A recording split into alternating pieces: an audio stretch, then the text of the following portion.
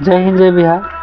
देखिए class 10th का chapter 3 कविता में से काव्यखंड में है पद घनानंद का। कवि घनानंद का जन्म कब और कहाँ हुआ था? रीति मुक्त काव्य धारा के सिरमौर कवि घनानंद का जन्म सन 1689 ईस्वी में हुआ था। इनकी मृत्यु कब और कैसे हुई? 1739 ईस्वी में नादिर शाह ने जब दिल्ली पर आक्रमण किया तब उसके सिपाहियों ने मथुरा एवं वृंदावन पर भी छापा मार बोला। घनानंद को बादशाह का मीर मुंशी जानकर उन्हें सैनिकों ने मार डाला, क्योंकि मीर मुंशी थे नादिर शाह का। घनानंद के प्रमुख ग्रंथ कौन कौन से हैं?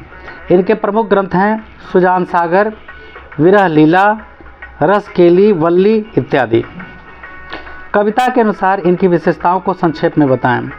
कवि घनानंद प्रेम के पीड़ के कवि हैं। इनकी कविताओं में प्रेम की गहन पीड़ा, मस्ती तथा वियोग की गहरी व्यंजना है। इसलिए आचार्य रामचंद्र शुक्ल ने इनके बारे में कहा है कि प्रेम मार्ग का ऐसा प्रवीण और धीर पथिक एवं भावुक ब्रज भाषा का दूसरा कवि नहीं हुआ। इनके काव्य में जैसी लाक्षणिक मूर्तिमता तथा प्रयोग वैचित्र है, जैसे मूर्तिमता छायावाद काल में प्रकट हुई। इनके सवैये एवं क्षणाक्षरी अति प्रसिद्ध हैं। कवि परिचय का संक्षिप्त विवरण दें। प्रस्तुत पाठ में घनानंद के 2 छंद संकलित हैं। प्रथम छंद में कवि ने प्रेम के सीधे, सरल और निश्चल मार्ग के विषय में बताया है, तो द्वितीय छंद में अन्योक्ति के माध्यम से वे विरह वेदना से व्यथित अपने हृदय की पीड़ा को कलात्मक रंग से अभिव्यंजित किया है। कवि प्रेम मार्ग को अति सुधो क्यों कहता है? इस मार्ग पर की क्या विशेषता है? कवि प्रेम मार्ग को अति सुधो इसलिए कहता है क्योंकि यह मार्ग अति सहज, सरल तथा सुगम होता है। इसमें टेढ़ापन तथा धूर्तता लेस मात्र भी नहीं होता, मतलब तनिक मात्र भी नहीं होता। हृदय की उपज होने के कारण यह भाव प्रधान होता है। सच्चा प्रेम अनंत की ओर ले जाता है। तात्पर्य यह है कि प्रेम का मार्ग छल कपट, धोखा, दंभ आदि से रहित होने के कारण संदेह रहित होता है। यही विशेषता है कि इस मार्ग पर चलने वाले को अलौकिक सुख का बोध होता है। अतः इसमें पूर्ण समर्पण का भाव निहित होता है। इस कारण यह मार्ग अति सुधो, सहज, निष्कपट एवं निर्विकार प्रतीत होता है। मन लेहूं पे देहूं छटाक नहीं से कवि का क्या तात्पर्य है?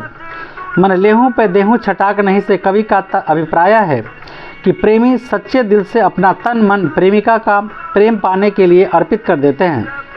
अर्थात ईश्वर को पाने के लिए सब कुछ अर्पण करना पड़ता है, किंतु प्रेमिका उस प्रेम के प्रति कोई प्रतिक्रिया व्यक्त नहीं करती है। अतः वह अपनी मुस्कुराहट से प्रेमी के व्यथित हृदय को शांति भी प्रदान नहीं करती है। तात्पर्य यह है कि प्रेमिका अति निष्ठुर या कठोर दिल की है। वह प्रेमी की पीड़ा पर जरा भी ध्यान नहीं देती है। तात्पर्य यह है कि भक्ति में सहज प्रेम की अभिव्यक्ति होती है, जबकि ज्ञान के दम में प्रभाव होता है, जिस कारण ज्ञान प्रेम रस की मधुराई का रस ले लेता है, तो किंतु ज्ञानांधता बस प्रेम की पीड़ा आहत नहीं होती। निष्कर्षतः कवि ने वियोग में सच्चा प्रेमी जो वेदना सहता है, उसके चित्त में विभिन्न प्रकार की तरंगें उठती है, उसने अपने मार्मिक चित्रण किया है। द्वितीय छंद में किसे संबोधित किया है, क्यों? कवि घनानंद ने द्वितीय छंद में मेघ के माध्यम से विरह वेदना से भरे अपने हृदय को पीड़ा को व्यक्त किया है। कवि सुजान नामक नर्तकी पर आसक्त हैं। वह उसका प्रेम पाने के लिए व्याकुल हैं, लेकिन प्रेमिका सुजान निष्ठुर बनी रहती है। तब कवि मेघ के माध्यम से अपनी हार्दिक व्यथा प्रकट करते हुए कहता है कि परोपकारी दूसरों के लिए कल्याण करने के लिए शरीर धारण करते हैं। जैसे बादल जल धारण करने पर संपूर्ण संसार से बरसकर उसे जीवन प्रदान करता है, अर्थात अपने जल दान से सुखी प्रकृति के नवजीवन का संचार करता है। उसी प्रकार हे प्रिय, तुम भी मेरे प्रेम वेदना की पीड़ा को व्याकुल कवि को अपने स्नेहिल प्रेम से शांति प्रदान करो। अतः हे बादल, मेरी पीड़ा अनुभव करते हुए तुम अपने अमृत जल बरसाकर मेरी प्रेमिका के नीरस दिल को रसमय बना दो, ताकि वह मेरे प्रेम व्यथा का अनुभव कर सके। पढ़हित के लिए देह कौन धारण करता है और स्पष्ट करें। परोपकारी दूसरों के लिए उपकार के लिए ही देह धारण करते हैं और वे दूसरों के लिए ही जीते भी हैं। उनका कोई स्वार्थ नहीं होता है। कवि ने परोपकारी उस तुलना बादल से करते हुए यह सिद्ध करने का प्रयास किया है कि जैसे बादल जल धारण कर संसार का ताप मिटाता है, वह इस जल देने के बदले किसी से कुछ लेता नहीं है, बल्कि अपने आचरण से संसार को संदेश देता है कि वह मानव शरीर अति कठिनाई से मिलता है। इसलिए हे मानव को बादल के समान अपने करुण रस से सूखे कंठ को रसमय बनाने का प्रयास करना चाहिए, क्योंकि परोपकार से बढ़कर दूसरा कोई धर्म नहीं है। सज्जन इसी उद्देश्य की पूर्ति के लिए अवतरित होते हैं। वृक्ष अपना फल स्वयं नहीं खाते, नदी अपना जल स्वयं नहीं पीती, वैसे ही परोपकारी व्यक्ति दूसरों की भलाई के लिए शरीर धारण करते हैं और संदेश दे जाते हैं कि परोपकारी व्यक्ति का ही जन्म लेना सार्थक होता है। जो परोपकार नहीं करते उनका जन्म लेना व्यर्थ होता है। क्वेश्चन है, कवि कहाँ अपने आंसुओं को पहुँचाना चाहता है और क्यों? कवि अपने आंसुओं को प्रेमिका के आंगन में पहुँचाना चाहता है, क्योंकि इन आंसुओं के माध्यम से कवि अपनी पीड़ा को सुजान के समक्ष प्रस्तुत करना चाहता है, ताकि प्रेम की व्यथा जानकर वह द्रवित हो सके।